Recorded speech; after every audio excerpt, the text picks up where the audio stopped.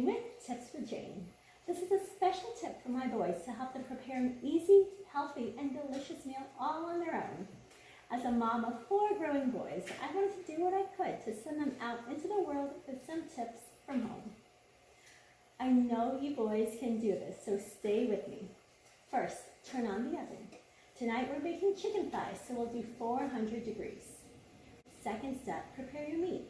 For the chicken thighs, we'll rinse in water and pat dry. I'll put olive oil, salt, and pepper in the glass container and place the dried chicken thighs on top. Then simply sprinkle with more salt and pepper, and you're done. And for Chad, who loves steak, it's time to prepare the steak. I rinse and pat dry, then I just sprinkle salt all over it, and that's it. Third step, cut your veggies.